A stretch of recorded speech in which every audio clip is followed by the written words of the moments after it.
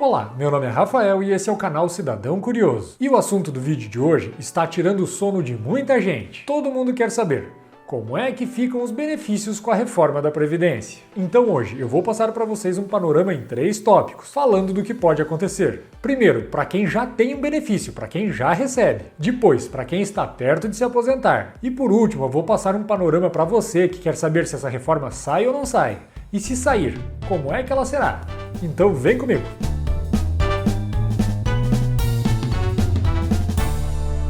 A respeito da reforma da Previdência, muito tem se falado, mas o que temos de concreto mesmo é a proposta de emenda à Constituição número 287, lá de 2016. E é em cima desse texto que eu vou te contar o que muda no seu benefício. Então, se você recebe aposentadoria, seja por invalidez, por idade ou por tempo de contribuição, se você recebe pensão, auxílio-doença, BPC da LOAS, auxílio-acidente, salário maternidade, me acompanhe que vamos destrinchar juntos esse assunto hoje. Assim, se você está próximo de se aposentar, também assista o vídeo, pois temos a regra 85/95 e a regra de transição para discutir. Importante lembrar que a reforma da Previdência ainda não foi aprovada. Então, sempre tem notícias e novidades aparecendo por aí. Por isso, eu sugiro que você se inscreva em nosso canal, que a gente acompanha de perto esse assunto, pois trabalhamos em um escritório de advocacia que atua em direito previdenciário. Logo, sempre que algo importante aparece, a gente tem que estudar. E se a gente estuda, vira vídeo para vocês. Então clica em se inscrever aqui embaixo e se gostar do vídeo, clica em gostei também. Nós agradecemos.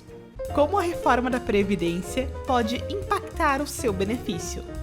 Eu quero começar conversando com quem já tem um benefício implantado. Se você já recebe algum benefício do INSS, a princípio pode respirar sossegado. Eu falo a princípio, pois existem os casos de direito adquirido que não podem ser tocados pela reforma da Previdência, independente da forma que ela for feita, se com o texto atual ou com outro. Mas tem os casos dos benefícios que podem ser revistos, e esses sim podem ser afetados. Vou começar falando aqui pelo direito adquirido. O direito adquirido é de quem tem aposentadoria por idade ou por tempo de contribuição. Se você já se aposentou, não tem com o que se preocupar. Se a reforma mudar a idade mínima para aposentadoria ou o tempo mínimo de contribuição, isso não fará com que você perca seu benefício ou tenha que voltar a trabalhar até completar esses novos requisitos mínimos. Nem fará com que sua aposentadoria seja recalculada. Ou seja, a reforma não te atinge de forma alguma. Tudo permanecerá como está. Já se você recebe aposentadoria por invalidez, tem que ficar de olho. O problema que pode ocorrer com as aposentadorias por invalidez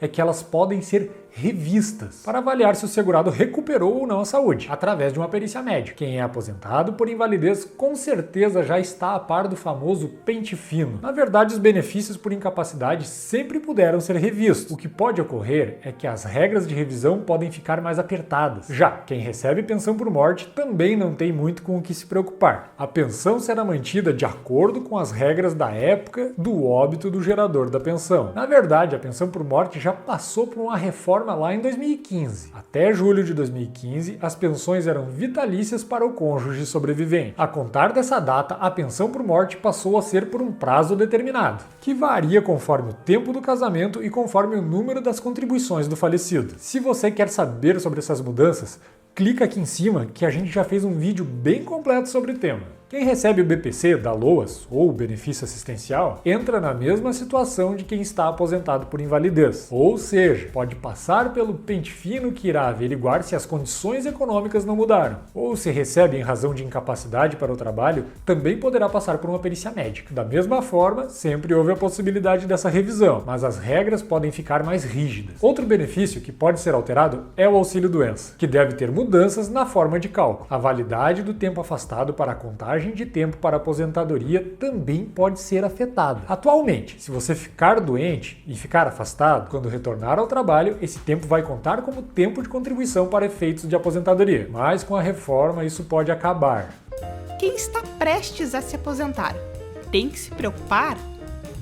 Quem está próximo de se aposentar pode ter surpresas ruins com a reforma da Previdência. Até existe uma regra de transição que visa não atingir tanto assim quem está perto de pendurar as chuteiras. Mas mesmo assim, quem está esperando para se aposentar pela regra 85-95, que agora em 2019 já vai se transformar em regra 86-96, pode ficar a ver navios, pois essa regra deve ser extinta com a aprovação da PEC da reforma. Ou seja, aposentadoria integral, adeus. Agora, a respeito da regra transitória. A intenção da reforma é não permitir que homens com menos de 65 anos e que mulheres com menos de 62 anos possam se aposentar. Atualmente, desde que cumpra o tempo de contribuição mínimo de 35 anos para homens e de 30 anos para mulheres, o cidadão pode se aposentar com qualquer idade. Por exemplo, uma mulher que começou a trabalhar com 18 anos, se trabalhar direto quando chegar aos 48 anos de idade, com 30 recolhendo, poderá se aposentar por tempo de contribuição. Pela proposta atual, caso seja aprovada, essa hipótese não existirá mais, pois não haverá a possibilidade de que mulheres se aposentem antes de completar 62 anos de idade. Mas para evitar um choque muito grande para a pessoa que está muito perto de se aposentar, existe uma regra de transição. Segundo a regra de transição prevista no texto da reforma da Previdência, no momento em que as novas regras passarem a valer, a idade mínima para homem passa a ser 55 anos e a idade mínima para que uma mulher possa se aposentar passa a ser 52 anos. Isso logo no começo. A contar daí, haverá um período de 10 anos em que anualmente será exigido um ano a mais de idade para poder se aposentar, até que se atinja esse limite pretendido de 65 anos para homens e 62 anos para mulheres. Ok, tudo entendido? Vamos para o próximo tópico. Saiba o que já mudou e o que pode mudar na reforma. Eu preciso levantar algumas questões importantes. A primeira é que provavelmente a reforma não sai mais em 2018, a menos que nosso Congresso nos dê um presente de grego no Natal.